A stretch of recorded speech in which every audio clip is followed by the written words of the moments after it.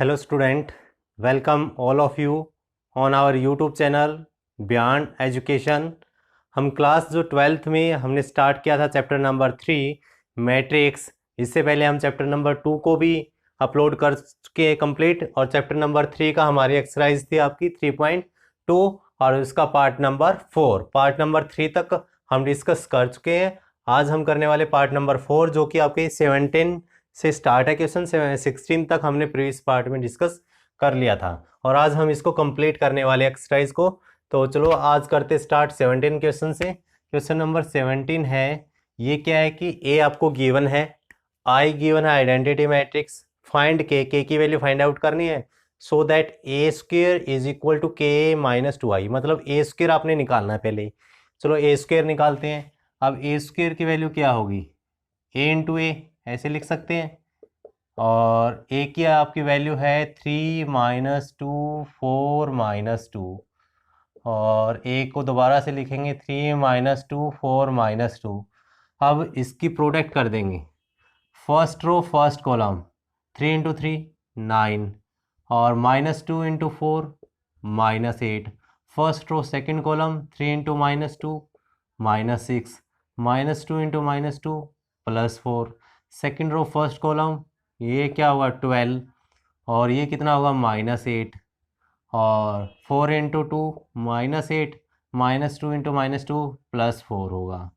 यानी ये वैल्यू जो आपकी आ चुकी है 9 माइनस 8 कितना होगा 1, माइनस 6 प्लस 4 कितना होगा माइनस 2, ये कितना हो जाएगा 4, और ये आपका माइनस 4।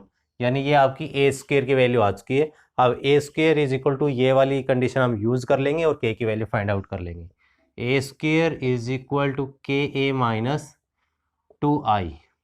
तो ए स्क्वेयर की वैल्यू है आपकी 1 माइनस टू 4 माइनस 4 के, और ए की वैल्यू है 3 माइनस टू 4 माइनस टू। आई की वैल्यू क्या होती है 1 0 0 1, क्योंकि गिवन है। और अगर गिवन भी नहीं होती तो आई गिवन हो सकता था या आई टू गिवन हो सकता था। आई टू का मतलब आइडेंटिटी मैट्रिक्स ऑफ ऑर्डर 2।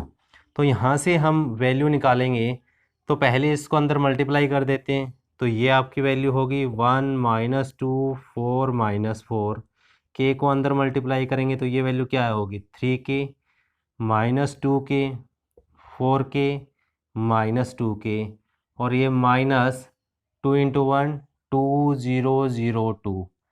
अब ये माइनस वाला है, अगर इसको इस साइड शिफ्ट कर देते मैट्रिक्स को तो ये प्लस में हो जाएगा। प्लस में होने के बाद हम क्या करेंगे, इसको ये देखो यहाँ कर देते हैं 1 माइनस टू 4 माइनस 4, और इसमें ऐड कर देंगे ये क्या है 2 0 0 2 इज इक्वल टू क्या होगा आपका 3 के माइनस 2 के 4 के और माइनस 2 के होगा।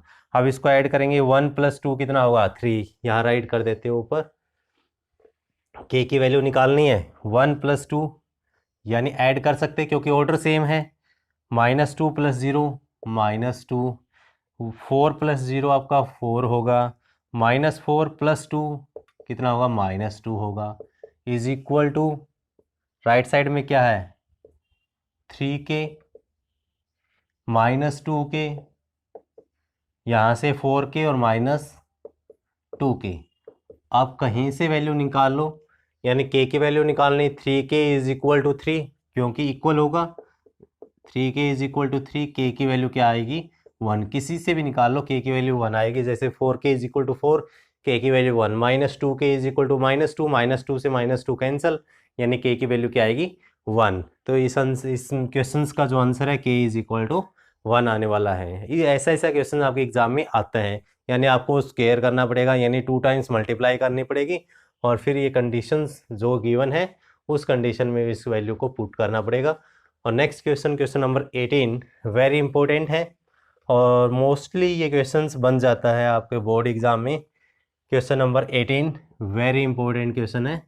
आपको क्या करना है, ए गिवन है, ए की वैल्यू क्या है 0 minus 10 alpha by 2 10 alpha by 2 0।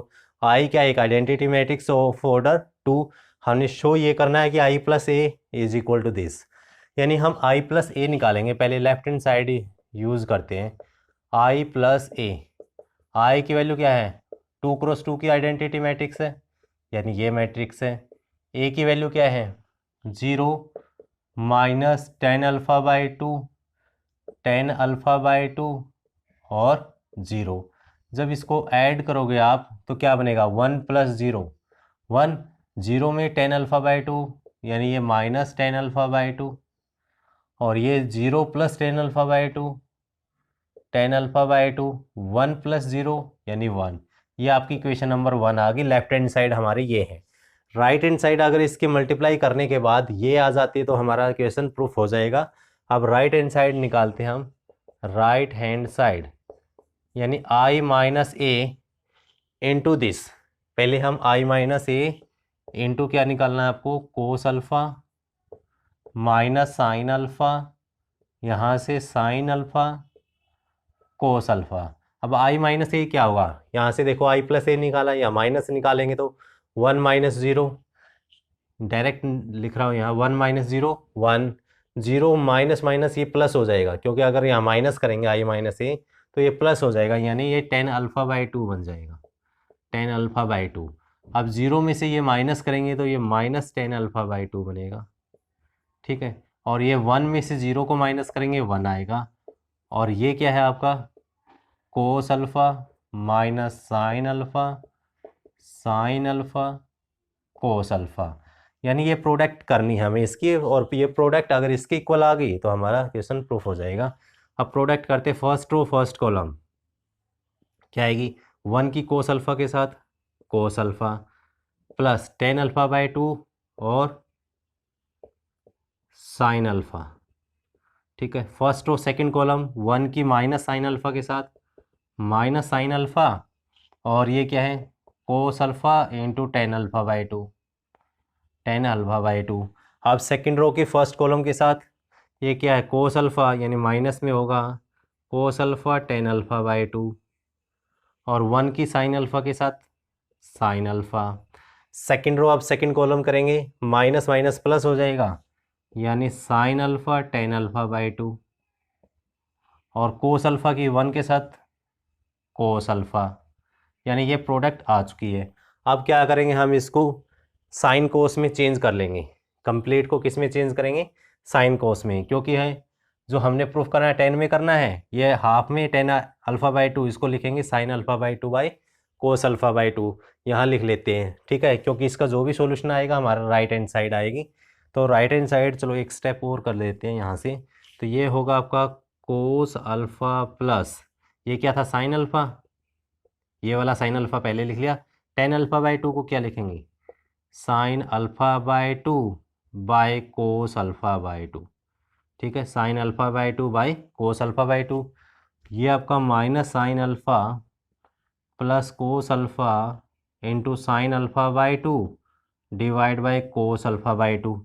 Same ये कंडीशन है माइनस कोस अल्फ़ा, तो ये sine alpha by two divide by cos alpha by two, और प्लस क्या है साइन अल्फ़ा। मतलब जहाँ टेन अल्फ़ा बाई टू है उसको चेंज किया हमने sine alpha by two by cos alpha by two में।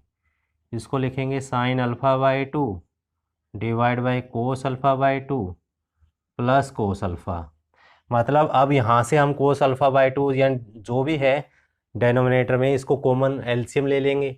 एलसीएम लेने के बाद हमारी जो वैल्यू बनेगी ये क्या बनने वाली है, अभी इसको राइट कर देते हैं यहाँ से, यानी कोस अल्फ़ा बाई टू एलसीएम होगा, ठीक। कोस अल्फ़ा बाई टू एलसीएम लेने के बाद कोस अल्फ़ा बाई टू, तो ये क्या होगा कोस अल्फ़ा के साथ कोस alpha by two, cos alpha cos alpha by two plus sine alpha by two, ये बनेगा यहाँ से। और ये क्या है यहाँ से भी कोस अल्फ़ा बाई टू एलसीएम आएगा, कोस अल्फ़ा बाई टू, ये क्या है यहाँ से माइनस साइन अल्फ़ा और into cos alpha by two plus cos alpha, और ये होगा आपका साइन अल्फ़ा बाई टू, ठीक है। और डेनोमिनेटर में भी एलसीएम क्या है आपका कोस अल्फ़ा बाई टू है, कोस अल्फ़ा बाई टू, तो यहाँ से आपका साइन अल्फ़ा कोस अल्फ़ा या ये माइनस में cos alpha sine alpha by two, और ये plus sine alpha cos alpha by two, plus sine alpha cos alpha by 2 है, और यहाँ से भी कोस अल्फ़ा बाई 2 आपका एलसीएम होगा, कोस alpha by 2 sine alpha by 2 sine alpha into sine alpha by 2 और प्लस कोस अल्फ़ा, और ये कोस अल्फ़ा बाई 2 है। यानी ये वैल्यू आपकी आ चुकी है यहाँ से, इसको सोल्व करने के बाद, एलसीएम लेने के बाद। अब ये आपका फॉर्मूला बन रहा है कोस ए कोस बी प्लस साइन ए साइन बी। क्या है? कोस ए कोस बी प्लस साइन ए साइन बी। किसका फॉर्मूला है? देखो कोस आ रहे हैं, कोस उल्टा फंक्शन होता है, तो इसका मतलब ये क्या है? कोस अल्फ़ा माइनस अल्फ़ा बाई 2 है। यानी ये कोस ए कोस बी प्लस साइन ए साइन बी का फॉर्मूला होता है।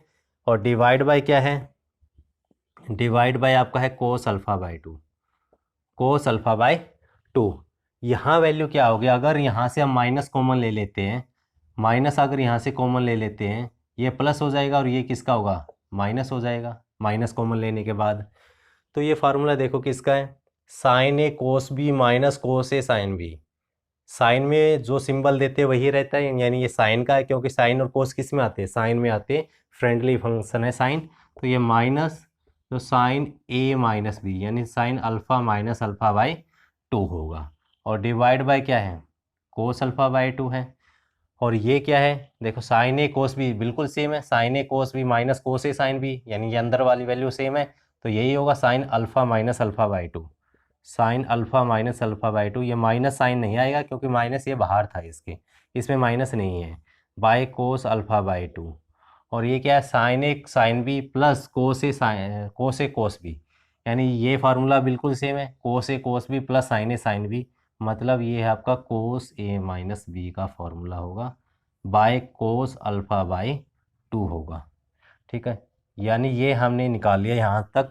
ये क्या है? 2 LCM 2 alpha minus alpha, alpha by 2, ये कितना होगा फिर? कोस alpha by 2 bye cos alpha by 2 होगा। ठीक, कोस alpha by 2 bye cos alpha by 2, ये क्या है? Minus sine alpha by 2 bye cos alpha by 2, यहाँ sine alpha by 2, sine alpha by 2 bye cos alpha by 2, और ये भी कोस अल्फ़ा बाई 2 और divide by cos alpha by 2 होगा। इसका मतलब sine by cos, cos by cos क्या होगा? यहाँ से 1, साइन बाई कोस 10 होगा, यानी ये माइनस 10 अल्फ़ा बाई 2, और ये साइन बाई कोस कितना होगा? 10, 10 अल्फ़ा बाई 2, और ये क्या होगा? 1। ये आपकी इक्वेशन नंबर 2 आ गई। फर्स्ट और सेकंड से देखो 1 1, minus 10 alpha by 2 minus 10 10 alpha by 2 और 1, मतलब इक्वल है। From 1 and 2 left hand side is equal to right hand side, यहाँ लिख लेना फ्रॉम 1 एंड 2, फ्रॉम 1 एंड 2। इसका मतलब हमारी ये कंडीशन क्या है? ट्रू है, यानी I plus A is equal to I minus A into cos alpha minus sine alpha और कोस अल्फ़ा, हैंस प्रूफ। यही हमने प्रूफ करना था, मतलब आपका क्वेश्चन नंबर 18 कंप्लीट हो चुका है।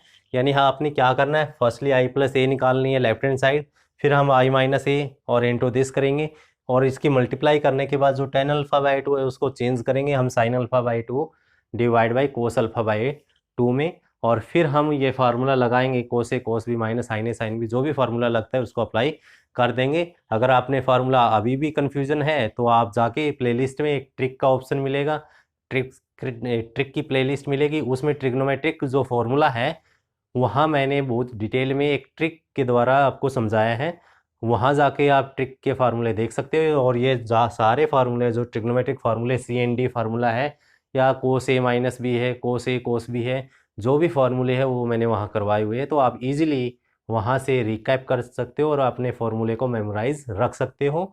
तो वहाँ जाकर ज़रूर देखना है, आप प्लेलिस्ट में जाकर 11th क्लास की जो ये फार्मूले थे ये सब कुछ करवाए हैं। आज का जो नेक्स्ट क्वेश्चन है हमारा क्वेश्चन नंबर 19। अब क्वेश्चन नंबर 19 भी, जो ये 18 था वेरी इंपॉर्टेंट क्वेश्चन था, अब क्वेश्चन नंबर 19 जो है ये भी स्टेटमेंट बेस्ड क्वेश्चन है, डायरेक्टली होने वाला क्वेश्चन है, बट आपको थोड़ा सा इसको समझना होगा क्वेश्चन को। क्या गिवन है? A trust fund has ₹30,000 that must be invested in 2 different types of bond. कितने टाइप्स ऑफ बॉन्ड है? 2। यानी एक में, दोनों में कितने इन्वेस्ट कर रहे हैं, 30,000। हमें नहीं पता कि फर्स्ट में कितने, सेकंड में कितने हैं। तो हम सपोज कर लेंगे लेट क्या होगा, फर्स्ट जो बॉन्ड है इसमें कितने रुपीज़ इन्वेस्ट किए, एक्स। लेट अमाउंट या let amount invested in first type of bond is equal to X, यानी rupees X. Amount invested in second type of bond कितना होगा, टोटल आपके पास 30,000 है, फर्स्ट में अगर एक्स रुपीज़ है, यानी ऐसे सपोज कर सकते हैं अगर हमने फर्स्ट में 10,000 रुपीज़ इन्वेस्ट किए हैं तो सेकंड में कितने करेंगे, 30,000 माइनस 10 करना पड़ेगा। अब यहाँ 30,000 में से कितने माइनस करने पड़ेंगे, जो हमने फर्स्ट में इन्वेस्ट किए थे ये करने पड़ेंगे। और इसको हम लिख लेते हैं एक मैट्रिक्स ए की फॉर्म में, यानी एक्स और 30,000 माइनस एक्स की फॉर्म में, ठीक है। और बॉन्ड को हम लिख लेते हैं हम बी की फॉर्म में, यानी जो इंटरेस्ट है, इंटरेस्ट कितना है, एक पर आपको फर्स्ट बॉन्ड पे 5%, सेकंड पर कितना है 7% है, यानी इसको कॉलम में लिख लेते हैं 5% और 7%। 5% का मतलब क्या है 5/100, 7% का मतलब क्या है 7/100। ये आपकी वन इक्वेशन, ये इक्वेशन नंबर 2। आगे क्या बोला है, using matrix multiplication determine how to divide ₹30,000 among two types of bond, यानी दोनों बॉन्ड्स को कैसे हम डिवाइड करेंगे यूजिंग मैट्रिक्स मल्टीप्लिकेशंस। तो अगर इसकी मैट्रिक्स मल्टीप्लिकेशन की जाए ए बी, ए की वैल्यू क्या है एक्स, 30,000 माइनस एक्स, और सेकंड क्या है 5/100 और 7/100। क्या इसकी मैट्रिक्स मल्टीप्लिकेशन पॉसिबल है। अब इसका ऑर्डर देखना कितनी है, रोज तो 1 है, कॉलम कितने हैं 2 हैं, इसमें रोज कितने 2, कॉलम कितना 1। देखो ये दोनों इक्वल है तो इसका मतलब मैट्रिक्स मल्टीप्लिकेशन पॉसिबल है। तो क्या होगी इसकी मैट्रिक्स मल्टीप्लिकेशन, एक्स की इसके साथ मल्टीप्लाई करेंगे तो ये क्या आएगा 5x/100 प्लस इसकी इसके साथ करेंगे तो 30,000 माइनस एक्स इंटू 7/100, ठीक है ये आएगी।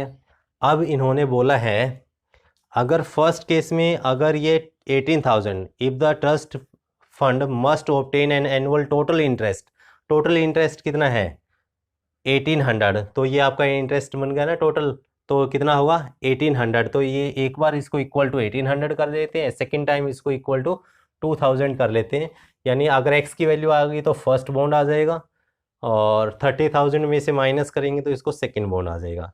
मतलब अब यहाँ से आपका फर्स्ट पार्ट है, यानी इसको इज इक्वल टू क्या कर देंगे हम 1800 इक्वल कर देंगे, यानी 5x/100 प्लस, अगर इसको अंदर मल्टीप्लाई भी कर दिया जाए तो क्या होगा 2 7 जा और 3 × 7 21, और ये क्या है कितनी जीरो जाएगी आपकी 4 जीरो जाएगी, ठीक है। और डिवाइड बाय क्या है 100, 7 से मल्टीप्लाई 7/100 से, और ये क्या -7x/100 इज इक्वल टू कितना है 1800 है फर्स्ट पार्ट में। अब 100 आपका एलसीएम है, एलसीएम आ रहा है तो 100 यहाँ मल्टीप्लाई कर सकते हैं हम, 5x + 21 4 जीरोज़ है, -7x इज इक्वल टू 100 और डबल ज़ीरो यहाँ आ जाएगी। 5x - 7x ये कितना होगा -2x इज इक्वल टू कितना होगा 18, और इसमें से क्या माइनस करेंगे हम 21, तो कितना होगा ये, क्योंकि ये साइड आके माइनस होगा ना, तो -30,000 आ जाएगा। यानी 2x की वैल्यू ये है तो x की वैल्यू कितनी होगी, x की वैल्यू 2 से डिवाइड कर देंगे यानी 15,000 होगा। x की वैल्यू 15, यानी फर्स्ट बॉन्ड कितना होगा 15,000, सेकंड बॉन्ड कितना होगा 30 - 15 15,000 होगा। अगर यहाँ हम 2,000 वैल्यू पुट कर देते हैं, यहाँ कितनी वैल्यू 2,000, यानी पार्ट नंबर बी, बाकी तो सब कुछ आपका सेम रहने वाला है, सिर्फ और सिर्फ चेंज क्या होगा यहाँ पर आपने 2,000 वैल्यू पुट करनी है, ठीक है। तो यहाँ भी कितना होगा 2000 तो ये पहले से था, और 100 और मल्टीप्लाई हो जाएगा, ठीक है। तो यहाँ से 5x - 7x वही है -2x, और यहाँ से कितना होगा, ये आपका 10,000 होगा, माइनस का, माइनस से माइनस कैंसिल, एक्स का मतलब 5,000 होगा, एक्स की वैल्यू 5,000, यानी आपका फर्स्ट बॉन्ड है ये कितने का रुपीज़ है, 5,000 का है, सॉरी 50,000 है या 5,000 आएगा यहाँ से आपका है, क्योंकि टोटल आपके पास कितना था, 30 था, तो एक्स की वैल्यू जो होगी यहाँ से आपकी ये होगी आपकी 2 3 ज़ीरोज़ और 2 0 5 ज़ीरोज़, इसमें से हम माइनस करेंगे 2 1 ट्रिपल ज़ीरोज़ माइनस करेंगे, तो आपका ये बनेगा, माइनस में होगा ना, -10,000 होगा, यानी 10,000 आया। 10,000 को हम किससे डिवाइड करेंगे, यहाँ से आपका 10,000 था, यानी ये 500 आएगा, 500 है, 5,000 आया है, यानी फर्स्ट बॉन्ड 5,000 है, सेकंड बॉन्ड क्या होगा, 30,000 में से 5,000 माइनस करेंगे तो कितना आएगा, 25,000 का है। ये आपका क्वेश्चन नंबर 19 है। और अब करते हैं हम question number 20। Question number 20, the book shop of a particular school has 10 dozen chemistry book, यानी 10 दर्जन आपकी केमिस्ट्री बुक है, 8 डजन आपकी फिजिक्स बुक्स है और 10 डजन आपकी इकोनॉमिक बुक्स हैं। देयर सेलिंग प्राइस इतना गिवन है 80, 60 और 40 each. Find the total amount of the book shop will receive from selling all the books using matrix algebra, यानी मैट्रिक्स का यूज़ करके आपने टोटल अमाउंट निकालनी क्या होगी। तो ये डजन में गिवन है, दर्जन में गिवन है, तो हम पहले ये सपोज कर लेते कि केमिस्ट्री की बुक की नोटेशन क्या होगी, फिजिक्स की क्या होगी और इकोनॉमिक्स की क्या होगी। Let A B C represent chemistry, first वाली केमिस्ट्री, और बी है आपका physics, chemistry physics and economics. A B C represent chemistry, physics और इकोनॉमिक्स बुक्स रिस्पेक्टिवली, ठीक है। ये हमने केमिस्ट्री और ये बुक सपोज कर लिए, और ये दर्जन में गिवन है, और इसका मतलब दर्जन में गिवन है तो 10 डजन का मतलब कितना है, 10 × 12 यानी 120 होगा। तो बुक सोल्ड कितनी होगी, book sold can be written as, book sold can be written as, क्या होगी, आपको कोई मैट्रिक्स यूज कर लेंगे P, यानी 12 क्या है, दर्जन के लिए है, और केमिस्ट्री की कितनी है, 10 डजन है, और आपकी फिजिक्स के लिए क्या है, 8 डजन है, और इकोनॉमिक्स के लिए 10 डजन, यानी ये ABC ऐसे लिख सकते हैं, यानी ये आपकी केमिस्ट्री की है, ये आपकी फिजिक्स की है, और ये इकोनॉमिक्स की है। यानी अगर इसको 10 से मल्टीप्लाई कर देते हैं तो कितनी होगी ये 120, 12 × 8 96, 12 × 10 120 होगा। और प्राइस क्या होगा, सेलिंग प्राइस, इसको मैट्रिक्स बी क्यू से रिप्रेजेंट कर देते, let selling price can be represented by matrix Q, can be represented by Q लिख देते। क्यू क्या होगा आपका, फिर इसको कॉलम में लिखेंगे, कॉलम में आपकी क्या है 80, 60 और 40। अब टोटल कॉस्ट क्या होगी कि जितनी बुक हमें सेल की है और जितना इनका प्राइस है, दोनों की प्रोडक्ट होगी। अब इसका ऑर्डर क्या है, फर्स्ट रो यानी एक रो है और 3 कॉलम है, 1 × 3, इसका ऑर्डर क्या है 3 × 1 होगा।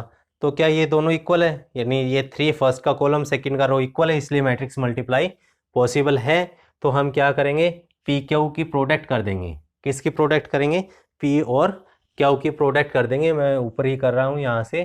तो पी क्यू की प्रोडक्ट करने के बाद, सॉरी यहाँ हमने इरेज कर दिया, चलो कोई बात नहीं, पी क्यू, पी की वैल्यू क्या थी 10 × 12 यानी 120 थी, 96 120, और क्यू की वैल्यू क्या है 80, 60 और ये 40, यानी इन दोनों की मल्टीप्लाई करके जो एडिशन आएगा ये क्या होगा आपका टोटल अमाउंट आ जाएगी। ठीक है, क्योंकि अमाउंट क्या होती है आपकी, टोटल अमाउंट क्या होगी, जितनी आपने बुक्स सोल्ड की है, जितना आपका प्राइस है। तो अब इसकी मल्टीप्लाई कर देंगे। 120 की 80 के साथ कितना होगा, 120 into 80 plus 96 into 60 plus 120 into 40। क्यों, क्योंकि इसका ऑर्डर क्या 1x3 है, इसका क्या 3x3 है। मैट्रिक्स मल्टीप्लाई करने के बाद ऑर्डर क्या आएगा 1x1, यानी इसमें एक रो एक कॉलम यानी एक ही एलिमेंट आने वाला है, जो कि टोटल कॉस्ट होगी। 12 इंटू 8 क्या है 96, ये क्या होगा 6 इंटू 6 36, 3 6 9 ज़ा 54 और 3 57 और 12 4 ज़ा 48। इन सबको ऐड करने के बाद कितनी अमाउंट आएगी, यहाँ से जीरो, यानी यूनिट प्लेस पे आपका जीरो आएगा। 6 यहाँ 6 आएगा, 8 और 7 15, 15 और 6 क्या 21, 2 आएगा। 4 और 5 9, 9 और 9 18, 18 और 2 20, यानी इतना आपका टोटल अमाउंट आ चुका है 20,160। ये आपका था पार्ट नंबर जो क्वेश्चन नंबर 20। नेक्स्ट क्वेश्चन है, सिर्फ हमने मल्टीप्लाई किया, और मल्टीप्लाई क्यों किया, क्योंकि हमने टोटल कॉस्ट निकालनी थी, टोटल अमाउंट निकालनी थी। टोटल अमाउंट कितना होता है, जितना आपने बुक सोल्ड किया और जितना जो है एक बुक का रेट है, दोनों की प्रोडक्ट करेंगे। और प्रोडक्ट ऐसी करनी है कि इनकी मल्टीप्लाई, क्योंकि लास्ट में आपका क्या आना चाहिए, एक सिंगल वैल्यू आनी चाहिए, तो 1x1 बचना चाहिए। तो हमने पी को पहले लिया, क्यू को बाद में लिया है। नेक्स्ट क्वेश्चन है, इम्पोर्टेंट है ये, 21 और 22। ठीक है, इसमें क्या गिवन है कि assuming X Y Z W and P are the matrix of order. X जो है 2x n की मैट्रिक्स है, वाई 3x k की है, जेड आपका 2x p की, डब्ल्यू n×k की, और पी आपका कैपिटल पी है जो p×k की है। चूज द करेक्ट ऑप्शन, यानी 21st क्वेश्चन क्या आया था, रिस्ट्रिक्शन ऑन एन के और P so that P Y plus W Y is well defined. और आपको ऑप्शन गिवन है, देखो P Y plus W Y ये वेल डिफाइंड कब होगी। अब पी का ऑर्डर क्या है, हम पी का ऑर्डर लिख लेंगे, यहाँ किसका ऑर्डर लिखेंगे, वाई का ऑर्डर लिख लेंगे, यहाँ डब्ल्यू का, और यहाँ किसका लिखेंगे, वाई का। अब पी का जो ऑर्डर है, पी का ऑर्डर क्या है, p×k है। ठीक है, यहाँ हमने p×k राइट कर दिया। नेक्स्ट वाई का ऑर्डर क्या है, वाई का ऑर्डर 3×k है, यहाँ हमने 3×k राइट कर दिया। डब्ल्यू का ऑर्डर आपका n×3 है, n×3। और लास्ट क्या वाई का ऑर्डर क्या है 3×k है। अब देखो ये मल्टीप्लाई कब हो सकती है, मैट्रिक्स मल्टीप्लिकेशन कब हो सकती है, जब फर्स्ट का कॉलम सेकंड का रो इक्वल हो। इसका मतलब k इज इक्वल टू क्या होना चाहिए 3। तो एक कंडीशन हमारी ये तो आ गई कि k की वैल्यू क्या होनी चाहिए 3। तो यहाँ 3 और 3 इक्वल है, राइट। अब इसको अगर p और y को मल्टीप्लाई करोगे तो मल्टीप्लाई करने के बाद ऑर्डर क्या आएगा, फर्स्ट और लास्ट आएगा, यानी p×k आएगा। ध्यान से समझना, इसका क्या आएगा p×k। ये किसका ऑर्डर है, py का। ये अलग अलग थे, यानी ये मल्टीप्लाई कब हो सकती है, जब k की वैल्यू 3 होगी, यानी k की वैल्यू तो 3 हमेशा होगी। अब k इज इक्वल टू 3 किस में है आपका ऑप्शन, फर्स्ट में ऑप्शन है। यहाँ k इज आर्बिट्री, यानी k कोई भी वैल्यू हो सकती है, ये रॉन्ग हो गया आपका। k की वैल्यू 2, p की वैल्यू 3, यानी ये भी रॉन्ग है, डी ऑप्शन भी। और k is equal to 3, k is equal to 3 इस दोनों ऑप्शन में है, लेकिन यहाँ बोला कि p इज आर्बिट्री, यहाँ बोला p is equal to n। ये कंडीशन और चेक करेंगे, क्या p की वैल्यू कुछ भी हो सकती है, आर्बिट्री का मतलब कोई भी वैल्यू हो सकती है, और p की वैल्यू क्या n के इक्वल ही होगी। अब ये चेक करना रहता है हमारा, यानी इसकी मल्टीप्लाई करने के बाद ऑर्डर क्या आना चाहिए, p×k आना चाहिए, राइट। प्लस और w और y की जो मल्टीप्लाई करने के बाद जो हमारा ऑर्डर है, ये क्या आना चाहिए, w और y के साथ देखो 3 इज इक्वल टू 3 है, तो n×k आना चाहिए। क्या आना चाहिए, n×k। अब k इज इक्वल टू 3 है, k की वैल्यू 3 पुट कर देंगे, यानी py क्या होगा p×3 प्लस WY इसका क्या होगा n×3। अब दो मैट्रिक्स के एडिशन कब पॉसिबल है, कब पॉसिबल है, जब इनका ऑर्डर सेम है। तो यहाँ 3 3 ये तो इक्वल है, तो इसका मतलब p is equal to n होना पड़ेगा। p is equal to n होगा तभी ये एडिशन पॉसिबल है, यानी p is equal to n होगा और k की वैल्यू क्या होगी 3 होगी। जिस ऑप्शन में ये कंडीशन आ रही है वही आपका राइट होगा, तो आपका ऑप्शन नंबर ए राइट होगा। ध्यान से समझना इस क्वेश्चन को, वेरी इंपॉर्टेंट है। क्यों, क्योंकि इसका जो कॉन्सेप्ट बिल्ड है इसी में आ जाता है सब कुछ, कि कैसे इन ऑर्डर को चेंज भी कर सकते एग्जाम में और वैल्यू भी आ सकती है, बट हमने ये देखना कि ये पी और वाई डिफाइंड कब हो गए। ये केवल और केवल तभी डिफाइंड हो गए जब फर्स्ट का कॉलम सेकंड का रो इक्वल होगा, मतलब के इज इक्वल टू 3। के इज इक्वल टू 3 आती है, आपके दो ऑप्शन तो एलिमिनेट ही हो गए। अब आपके रहते हैं कि N is equal to P होगा या क्या होगा। पी वाई की मल्टीप्लाई किया, ऑर्डर क्या है P cross k, W Y की मल्टीप्लाई किया, ऑर्डर क्या है N cross k is equal to k, ये तो ठीक है, यानी के की वैल्यू क्या होगी 3 होगी, तो P is equal to N होगा, क्योंकि एडिशन कब पॉसिबल है जब दोनों मैट्रिक्स का ऑर्डर सेम होगा। आज का जो लास्ट क्वेश्चन है क्वेश्चन नंबर 22, ठीक है। 21 वेरी इंपॉर्टेंट क्वेश्चन था और 22 भी आपका इंपॉर्टेंट क्वेश्चन है। 22 में ये बोला कि if n is equal to P then the order of the matrix 7x minus 5z। अब 7x माइनस 5z इसका ऑर्डर क्या होगा।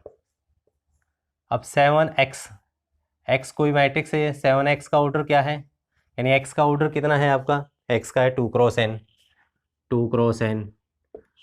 और z का ऑर्डर क्या है, z का ऑर्डर है आपका 2 क्रॉस p, यानी 5 तो कांस्टेंट है, कांस्टेंट को अंदर मल्टीप्लाई भी कर सकते हैं। अब ये सब्ट्रैक्शन कब हो सकती है, जब ये दोनों का ऑर्डर क्या होना चाहिए सेम। एडिशन और सब्ट्रैक्शन तभी पॉसिबल है जब दोनों का ऑर्डर सेम होना चाहिए, यानी इसके आंसर या तो 2 क्रॉस p हो सकता है, अगर ये भी 2 क्रॉस p ये भी 2 क्रॉस p है तब पॉसिबल है, या तो 2 क्रॉस n ऑप्शन आ सकता है आपका, या फिर 2 क्रॉस p। ऑप्शन चेक कर लेना कौन सा गिवन है।